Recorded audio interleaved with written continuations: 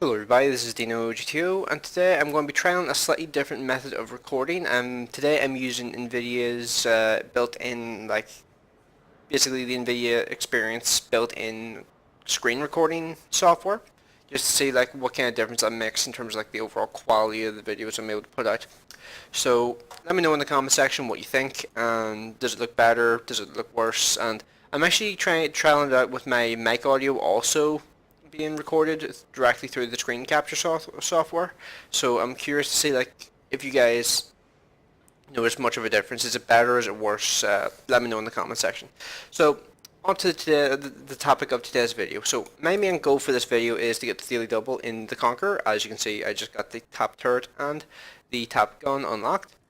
I did this yesterday. This is why there was no video yesterday. If I'm completely honest, I went absolutely ham grinding this thing just to make sure I got the top gun unlocked. Because I got the turret, I was preparing to stop, and I was just thinking to myself, I know what I'm like. I will probably not pick it up for like a week if I was to stop. So I just figured I'll keep going, and yeah, I got the 120mm unlocked. I did use some free XP. I had a big stockpile of free XP, so I figured I would use some of it in order to speed up the grind a little. The last thing I need to unlock on this vehicle is the tracks. So unlocking the tracks should be relatively easy. And also, yesterday I was also grinding the T-54. Only that just over 1000 XP left to get the T-62A. Then probably going to sell the T-54 because, well, it's an amazing machine, don't get me wrong. But I feel like it's... how many games have I played in that? Let's just see. I have played nearly 500 games in the T-54, and I feel like it's about time for a bit of a change in terms of that vehicle. Holy crap, I did not realize how much I played this tank. VK4502, oh yeah, that's right, I did keep that thing in my garage for a long time after I finished this grind, just because I liked it. And also, actually, yeah, that's what happened. I actually grinded my crew up for the mouse a significant amount using the VK4502. So that explains that. And yeah, the win rate for this thing here is not particularly good, but as you can see, what I'm doing here now is actually this is actually a live recording if you didn't notice. So I'm just actually going to quickly summarize why this thing is a bitch to grind pretty much. So this 20-pounder gun is the best grinding gun you have the option of. This is the best grinding gun you have the option of on the E75. This one here has 225 standard bend, this one has 226 standard bend, so pretty much the exact same. But the alpha damage difference is 90. And that you can really feel that there, because this is the damage of a tier 10 medium tank, like the T-62A, TVP, things like that. This thing here has basically got the alpha damage, actually lower alpha damage than something like a T20 or an M6. So that's the difference in alpha damage you're like feeling in between these two vehicles.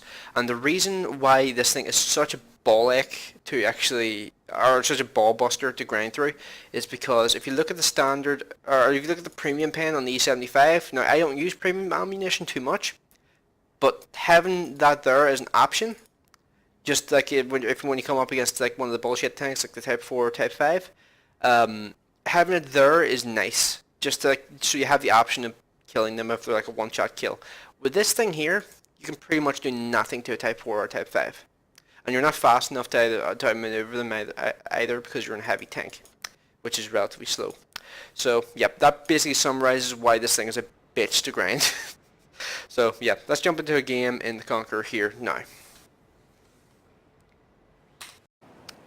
So we're back with the gameplay. We are on Windstorm, actually, so that's interesting. And my mission right now for the Object 260 is to get 4 kills at less than 100 meters, which could be tricky in a Conqueror because typically you want to remain hold down, and typically when you're hold down you're at some sort of range. So yeah, I'm trying to actually think what's my best bet in this particular match. I think I have an idea, I'm just not sure if I'm going to be fast enough to get to that position I'm thinking of. Like, I'm thinking that if I was able to get across here before people can get shots into me, I could potentially use like the little like slope here to like go hold down in the city pretty much and just snipe the people who come here. Or not snipe them, but like shoot them when they're like crossing or whenever they're like hanging out here. So I think that could work. I just don't know if this tank has the speed to do that, and I know for a fact that tanks with this sort of speed limit cannot jump off the bridge like I did in some other tanks and survive pretty much. This thing will lose probably about 600 health if I jump off the bridge. because of its low top speed. You need to have a decent top speeds whenever you're jumping off the bridge, so that you can land tracks flat. If you land like even slightly front first, you will lose a ton of health. That's just the way the system works from my testing. And yeah, and 9 times out of 10 that would have hit. Not gonna lie, got kind of unlucky there. So let's see. And yeah, me being as aggressive as ever, even though I'm in a Conquerour, which is pretty weakly armoured by tier 9 heavy tank standards, and actually that guy there honestly has significantly better armour than me. Pretty much everywhere, but wow, the ST1 popped up there. I did not expect that, and honestly, I will help you out in a minute, Liva. I'm just going to try and deal with this guy first, because this guy will be a melter if we let him live. And me shooting him there should get him to back off for a while at least. Okay, T10, if you're handling that guy, or if you're coming with me, either way works. Oh, no, no, no. Lava. Careful. See, I'm tempted to try it, and you want to fucking... Wow, I got away with that. Holy shit. See, I've tried that there in... I tried that in the IS-4 the other week, and I took a shit ton of damage from doing it. But I actually got really lucky there. The acceleration on this thing must have just been good enough for me to land, basically, tracks down. He's actually, that's a weird thought. He's got better gun suppression than me. He has 8 degrees, I only have 7. Let's see, will he... Figured I would try shooting this turret again there. I didn't think it was going to pan, but I figured I would try it. Let's see, if I'm able to get over here fast enough, then I should be able to get another shot into this guy, but this is clearing the flank for my allies for now. And that was crap.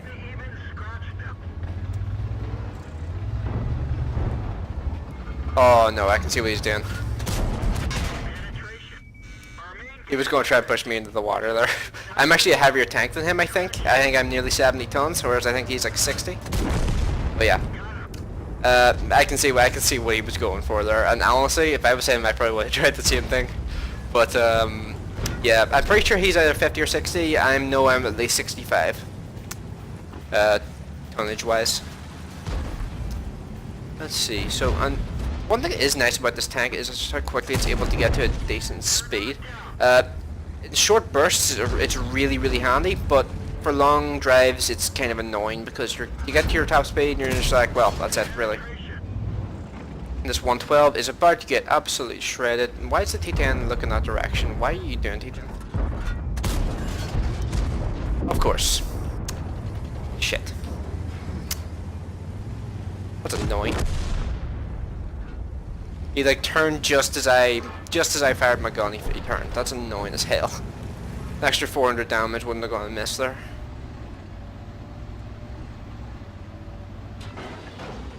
Jagdtiger is actually side on. It's handy.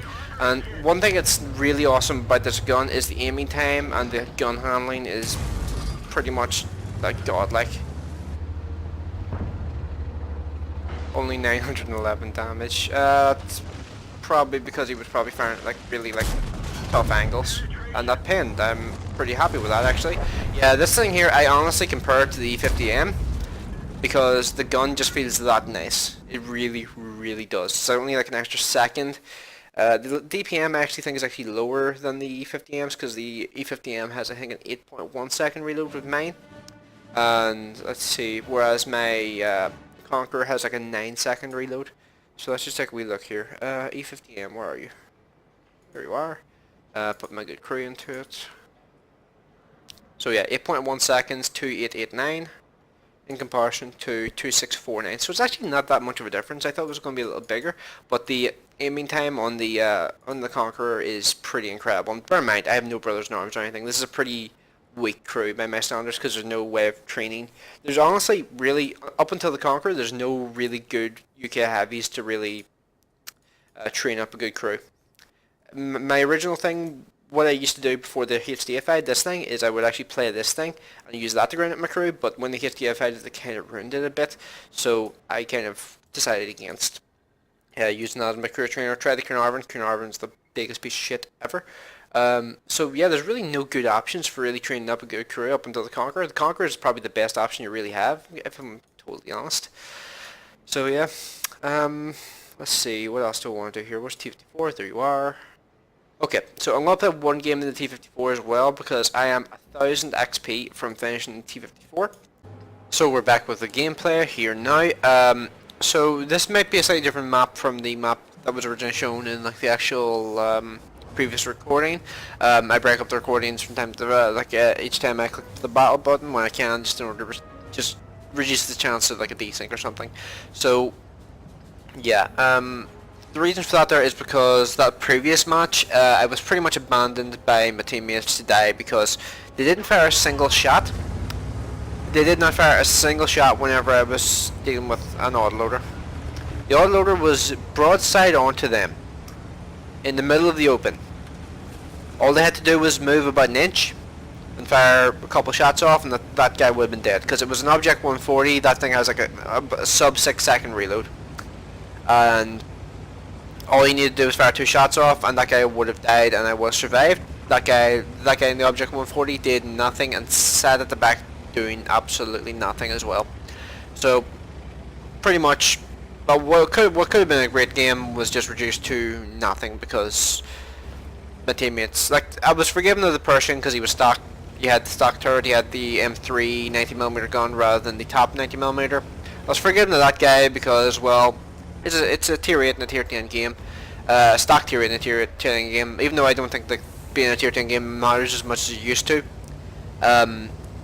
I was willing to give him like some leeway because he is a Pershing. Pershing stock, it's not the worst stock tier 7 in the game, but it's also not the best. It's kind of fragile with the stock turret at least because it doesn't have really any armor, whereas the top turret's the one with the armor. So yeah, but in regards to the 140, that genuinely angered me because it was just like, why? I just didn't understand, because it was like free damage. It was like pretty much 1,000, like potentially 1,000 free damage for that guy. He did nothing. Wow, the E25, out of all those tanks, the E25 pinned me. That's hilarious. And my gun depression's slightly failing me. And I think probably did not hit that guy. Well, no, I know I didn't hit that guy, but I know he's probably moved by this point, so no point in me even attempting to like shoot that guy anymore. So let's just try and work on these other guys. Oh, never mind, the E25 is apparently still sitting there. Not really sure why he would still be doing that, but okay. And the E25 is easily the biggest threat there, so I'm deliberately focusing on him rather than the Panther. Those E25s are annoying as hell. And now that I can no longer see the E25, I'm going to shoot the Panther. Because yeah, I can guarantee that E25, even though he's on like pretty much no health, is going to be an annoying little shit until the end of the game. Let's see, and another oh, mistimed that. Kind of balls it up in regards to like the reload. I kind of like prematurely poked up, didn't actually fire the shot off. So I'm on 2,400 damage. Oh my god, look at the team scores. How does this happen so quickly? What is with my teams lately?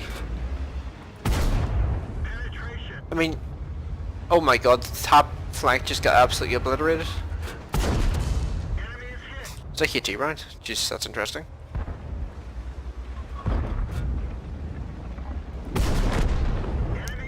Okay, so that's those two guys dealt with, but now we're in the situation where we have to go back and defend the base because, well, look at the situation we have. My only real bet for actually winning this is probably to... Oh god, the 1375 is getting racked. The thing is, I don't think I'm spotted, but 1375 spotted apparently. Strange. Wonder what the hell's up on top of that hill. Oh, WZ. Need to try and do as much damage as that guy as possible because that's a scout, and scouts can be really, really annoying in these sort of situations. Like, it's weird. Scouts at the start of games are kind of useful, mid-game pretty much useless, and then at the end of the game, they suddenly become massively useful. Except in things like T-49, which is just always useful because it's T-49.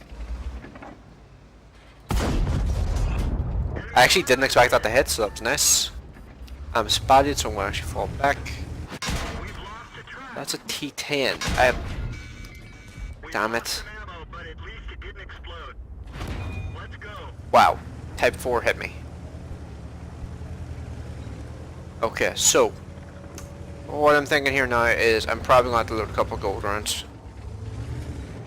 And my best bet here is probably to do this. As fast as I possibly can, head this direction, head up here. Get as much distance between these guys as I possibly can. And try and get a shot into this Type 4 while he is sitting in the open.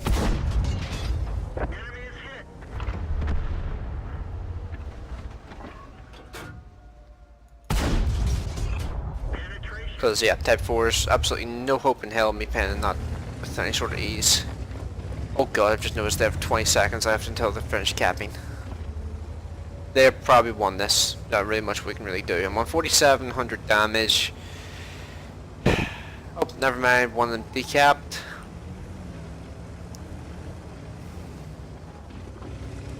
So the situation here, I'm trying to like think of like the best way for me to like move around here without being spotted. The thing is, like that guy there, I think he has probably spotted me, or maybe not. Cannon Panzer. If he's dead, then I'll fire a shot. But if he's not dead, then I won't.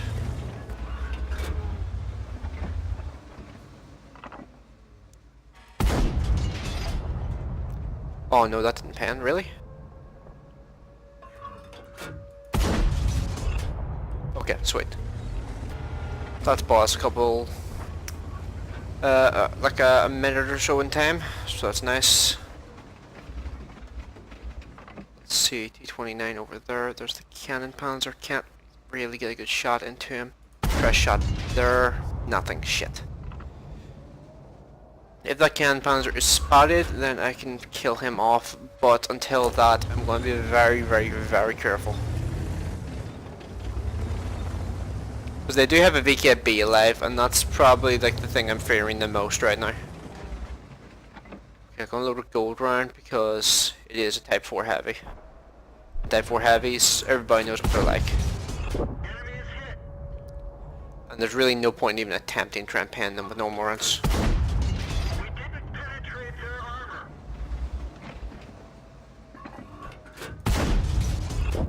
Okay, good. That's him dead. Spotted, shit. We'll have to go for it anyway.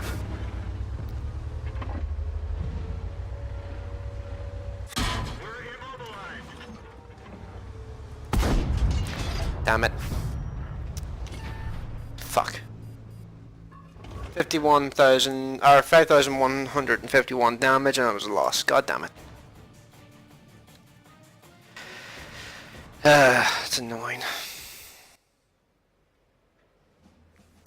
Steel wall, high caliber, and loss. God damn it. But yeah, T-54, incredibly good machine. When it comes to Type 4s and shit like that, I don't give a shit. I'll fire premium rounds at them all day because I just don't give a shit. Because those things armor-wise is just...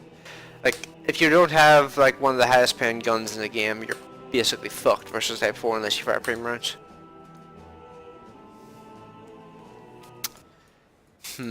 I kind of like, I don't want to end it on that note, but I also kind of want to sell T-54 and we'll get some credits up. But yeah, T-54 now elated. Now I'm left with the dilemma, do I sell it or not, because this thing here is a pretty incredible machine. And as you saw there in that previous game, it does have huge potential in terms of like damage dealing capabilities. Let me just show you here. Actually, how many kills did I actually get in that game? 3? 3. Yeah, if it hadn't been, I was a bit too passive at the end there after I killed the Type 4. I think that's what cost us the game there, but I think I carried my weight pretty well in that game. Just got kind of unlucky in regards to how quickly my teammates died.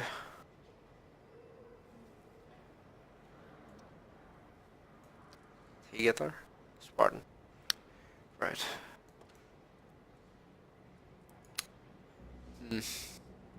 not really sure what else to really say there. Like, it's a little bit of a disappointing end. We'll probably play another couple of games, see if we can have a couple more games, because I am going to do a review on T-54 since patch 9.20 is passed.